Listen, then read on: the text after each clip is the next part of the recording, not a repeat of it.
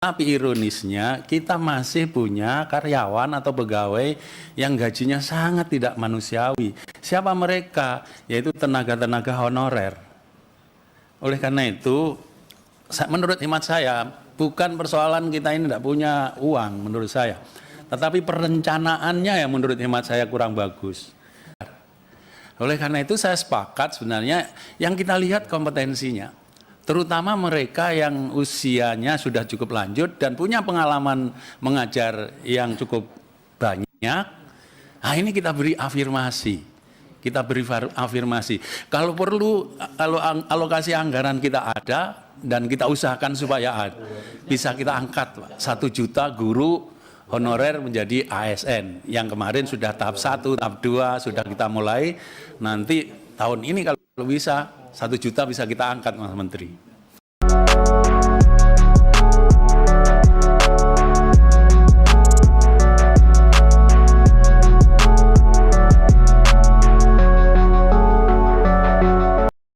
Pak Menteri dan jajaran yang saya hormati, pimpinan dan anggota Dewan. Saya hanya menyampaikan tentang guru P3K ya, yang kemarin datang di dapil saya, berbondong-bondong begitu. Mereka di tes yang pertama alhamdulillah sudah diangkat, tapi diangkat 6 bulan setelah dinyatakan lulus, dan kemudian terkejut melihat SK-nya hanya 1 tahun. Jadi akhirnya yang 6 bulan itu mereka tidak dapat gajinya, gaji nanti yang 6 bulannya akan datang, itu pun ya hanya 1 tahun dan tahun depan tidak jelas. Jadi memang nasib guru kita ini, Pak Menteri, saya kira masih jauh dari kemegahan infrastruktur yang sedang dibangun sekarang ini. Ya, sudahlah yang pensiun, yang meninggal, ASN guru tidak otomatis digantikan dengan guru, padahal jumlah murid di Indonesia bertambah. Lalu kemudian diganti dengan P3K. Dari 1.500.000 yang dites, dari 500.000 mungkin baru setengahnya yang dinyatakan lulus. Yang dinyatakan lulus diangkat 6 bulan kemudian, yang digaji kemudian tinggal 6 bulan karena cuma 1 tahun masa kerjanya. Jadi saya kira ini sesuatu yang anti klimaks dari berita tentang pengangkatan guru P3K ini. Mohon saya usulkan ada semacam unit pengaduan ya, untuk pelayanan terhadap proses-proses yang di lapangan ini menimbulkan kesimpang siuran di antara guru-guru. Ada pelayanan publik online lah untuk konsultasi, apalagi kalau sudah teregistrasi nomornya, dia bisa satu persatu dijawab gitu. Saya kira 24 jam itu juga baiklah, setidak-tidaknya guru-guru kita ini mendapatkan kejelasan tentang proses dan nasibnya. Anggarannya kalau memang bisa diselipkan pada anggaran yang sedang kita susun sekarang ini untuk pelayanan online 24 jam kepada guru-guru kita yang sedang berproses untuk mendapatkan status yang lebih jelas. Terima kasih Pak Menteri. Assalamualaikum warahmatullahi wabarakatuh. Dan saya punya titipan surat cinta. Alhamdulillah sebetulnya hasil reses kami kemarin untuk peng-SK-an guru-guru honorer yang sudah lulus itu Aceh cukup tinggi, mencapai 70% lebih, dan mungkin bisa menjadi contoh untuk Indonesia. Tapi dengan hal itu ada kejelesan, ada yang kecemburuan, Pak. Cemburu dari wilayah Aceh besar. Ini suratnya akan saya serahkan ke Pak Menteri. Ada jumlah guru sejumlah 361 orang. Jadi mereka sudah lulus. Dan sekarang ini mereka bekerja memang di tempat sekolah masing-masing. Yang mirisnya, sebelum mereka lulus itu kan dapat honornya dari pemerintah daerah, 1 juta rupiah. Nah sekarang ketika lulus, jadi itu menjadi tanggung jawab dari sekolah mereka masing-masing, jadi menggunakan dana BOS. Yang tadinya 1 juta, ada yang terima 300.000, ada yang terima hanya 600.000. Jadi bervariasi, ini kan sangat merugikan. Nah oleh sebab itu mungkin mohon dorongan Mas Menteri melalui Pak Iwan juga untuk bagaimana menyelesaikan persoalan ini. Ada tahap 1 dan tahap 2 yang sudah lulus dari 361 itu. Terima kasih atas segala perhatian, mohon maaf atas segala kekurangan. Assalamualaikum warahmatullahi wabarakatuh. Yang ingin saya sampaikan ialah guru-guru honorer kita ini adalah, menurut saya adalah beban dan bisa menjadi beban politik gitu. Mengapa? Karena kita ini negara yang sudah masuk G20, negara yang ekonominya cukup besar, pertumbuhannya cukup bagus. Kalau kemudian mengalami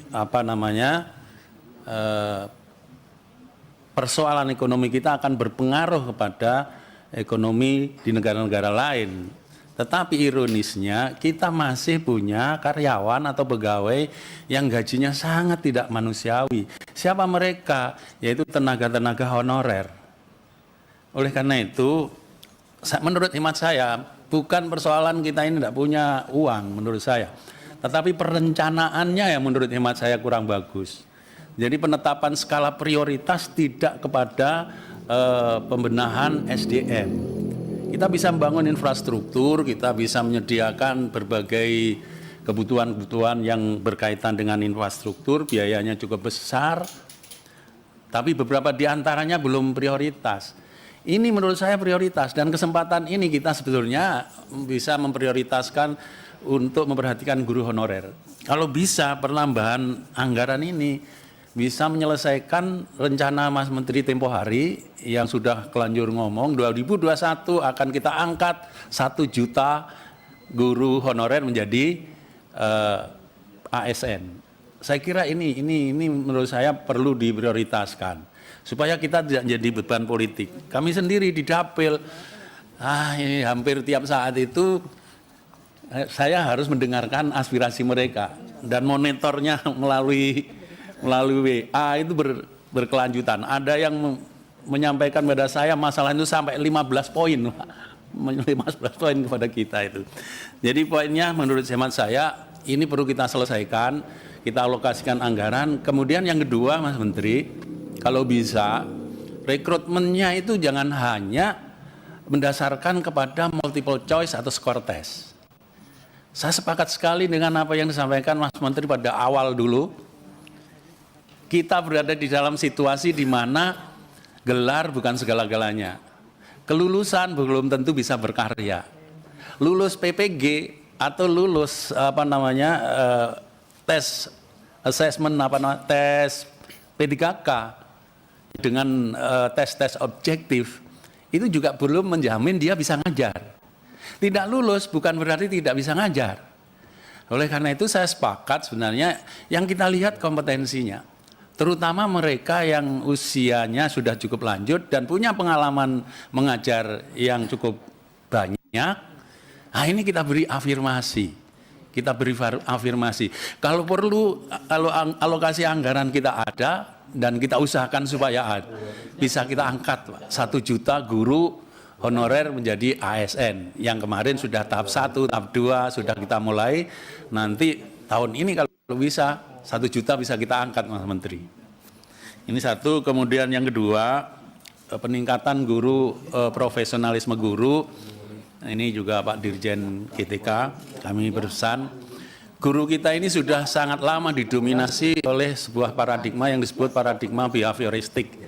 Paradigma behavioristik adalah paradigma di mana perilaku seseorang itu adalah hasil intervensi orang lain. Jadi kalau anak kita belajar karena diperintah guru, itulah sebabnya ketika kemudian ada COVID, guru tidak bisa intervensi, tidak terjadi proses pembelajaran. Akibatnya apa? Learning loss gitu kan. Oleh karena itu, kalau kita ingin meningkatkan kompetensi guru, alihkan, transformasikan dari behaviorisme ke konstruktivisme, di mana kemudian kita bisa memberikan atau guru-guru kita bisa mendesain pembelajaran di mana anak-anak didik kita bisa mandiri, bisa berinisiatif. Saya kira itu orientasinya, ini yang penting. Dan saya kira itu saja dari saya untuk dalam kesempatan yang berbahagia ini. Terima kasih. Assalamualaikum warahmatullahi wabarakatuh. Bahwa P3K masih P3K yang lolos passing grade tetapi belum ada formasi, dengan terbitnya Permen PAN RB itu mereka semakin gelisah karena tidak ada jaminan bahwa akan akan diprioritaskan 193.000 itu. Nah, kemudian Pemda kemarin masih tidak yakin dengan anggaran yang ada karena meskipun disebut ada earmarking atau apa segala macam, tetapi sekdanya kemarin hadir dan kalau harus mengalokasikan sesuai dengan formasi yang ada tidak mungkin, sehingga mereka mengajukan formasi sesuai dengan analisa keuangan daerah. Ini saya kira perlu komunikasi lebih lanjut antara Kementerian Pendidikan Kebudayaan dengan Kemenpan RB dan Kementerian Keuangan. Itu yang pertama. Jadi ini karena amanat saya harus sampaikan, mungkin perlu dimasukkan di situ. Jadi terutama yang ini, yang sudah lolos passing grade dan belum ada formasi. Kemudian yang kedua, yang 400.000 lebih, ini juga minta diperhatikan karena mereka banyak juga yang sudah mengabdi 10 tahun lebih, tapi memang tadi istilahnya Prof. Zainuddin Maliki bahwa mereka tidak lolos itu karena banyak beberapa faktor. Tetapi faktanya mereka masih mengajar, artinya tidak lolos P3K, tetapi tetap saja mereka masih digunakan. Nah, sehingga saya kira perlu ada penilaian tersendiri pada 400.000 yang belum lolos. Kemudian yang terakhir, hari ini di tengah raker-raker yang sampai malam ini, itu tadi masih ada, nggak tahu, mungkin ada yang hadir atau mungkin secara menyaksikan di YouTube, mungkin di live streaming acara ini, tenaga kependidikan Pak Iwan Syahril yang dulu waktu di sini 2021 akan didata, 2022 ada kemungkinan mau direkrut, tetapi faktanya sampai sekarang belum ada kabar. Itu tenaga kependidikan semuanya, yang sering berbondong-bondong itu penjaga sekolah sama operator. Jadi ada rinciannya sebetulnya, termasuk operator minta standar pendidikannya juga terlalu tinggi, karena faktanya banyak juga operator dapodik itu lulusan SMA mampu untuk mengerjakannya. Nah, sehingga itu rinciannya, tetapi yang diminta adalah bahwa dibuka formasi untuk tenaga pendidikan. Tetapi sampai sekarang dirjennya namanya GTK, Guru dan Tenaga Kependidikan. Tetapi sampai sekarang masih diperhatikan hanya guru, tenaga kependidikan masih belum. Jadi karena ini amanat saya sampaikan, dan itu tolong kalau bisa masuk ke termasuk pustakawan, laboran, kemudian tenaga tata usaha dan seterusnya. Kalau yang di SMP ke atas, tapi kalau yang di SD kan tidak ada. SD adanya operator. Jadi Bu Mbak ini mungkin masuk ke situ karena itu amanat. Terima kasih Bu Ketua.